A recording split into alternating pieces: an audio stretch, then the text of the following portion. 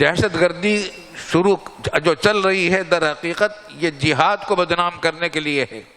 دہشت گردی الگ چیز ہے، جہاد الگ چیز ہے. جہاد بڑی مقدس چیز ہے، اور ہماری تو یہ دعا رہتی ہے کہ اللہم قوّنی علی الجہاد فی سبیلک، یا اللہ ہمیں جہاد فی سبیل اللہ کی طاقت عطا فرما. لیکن دہشت گردی اس کا تعلق نہ کوئی جہاد سے ہے، نہ اسلام سے ہے، نہ مسلمانوں سے ہے.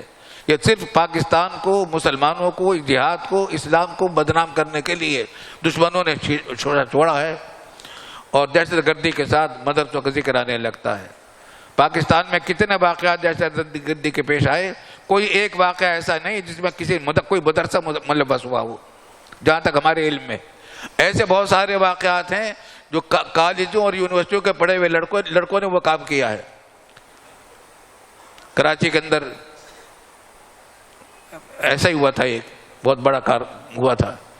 کالجوں کے پڑھے ہوئے لڑکے توک تھے، ان کو کوئی نہیں کہتا کہ کالجوں میں کیا ہو رہا ہے. جتنی چوریاں ڈکیتیاں ہوتی ہیں اور ذخیرہ تخریب کاری ہوتی ہے اور دہشت گردی ہوتی ہے، کسی نہ کسی اسکول کے مدرسوں کے تعلق لوگ ہوتے ہیں. ان مدرسوں کا، اسکولوں کا نام نہیں لیتا، مدرسوں کا نام لیتے ہیں. اگر مدرسے میں 20 سال پہلے پڑھا تھا، کبھی اس نے مکتب میں پڑھا تھا قرآن شریف اور پڑھا فارغ ہوا ہے کالج سے، یونیورسٹی سے، تو یہ نہیں کہتے کہ فلاں یونیورسٹی کا طالب علم تھا، کہتے فلاں مدرسے کا طالب علم تھا. مدرسوں کو بدنام کرنے کے لیے.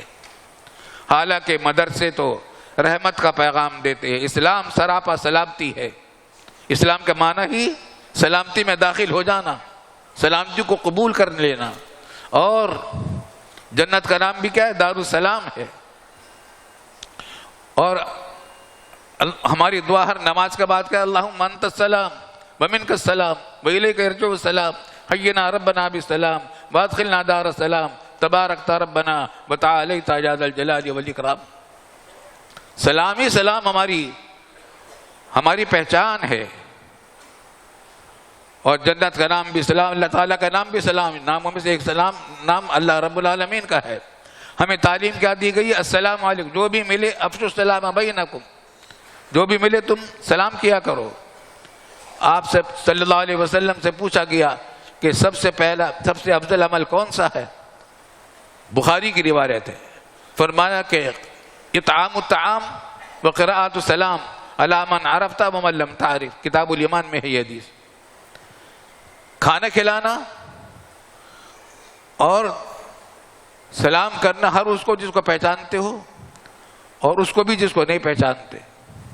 اطعام الطعام کے اندر یہ بھی پابندی نہیں ہے کہ وہ مسلمان ہی ہو، کافر کو کھلانا بھی ثواب ہے، اجنبی کو کھلانا بھی ثواب ہے، مالدار کو کھلانا بھی ثواب ہے، غریب کو کھلانا بھی ثواب ہے، رشتہ داروں کو اجنبیوں کو.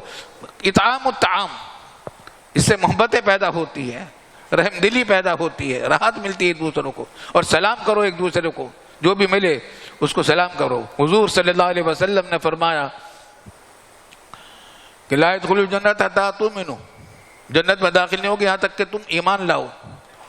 ولا تؤمنوا حتى تحابوا، اور تمہارا ایمان پورا نہیں ہوگا یہاں تک کہ تم آپس میں محبت نہ کرو. اور محبت کیسے پیدا ہوگی؟ وہ تو غیر اختیاری ہوئی. تو آپ نے خود ہی بتایا کہ ابلا ادلکم اذا فعلتموه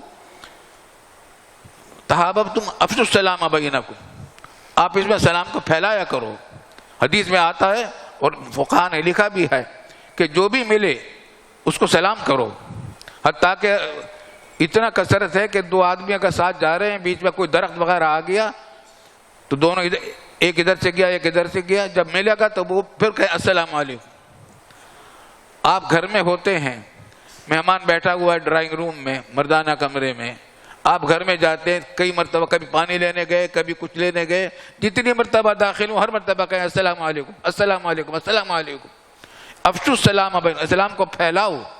سلامتی کا پیغام ہے الحمدللہ. تو سلامتی کا پیغام ہے. ہمارے مدرسوں میں اسی کا دھیان دیا جاتا ہے، اسی کا پیغام دیا جاتا ہے.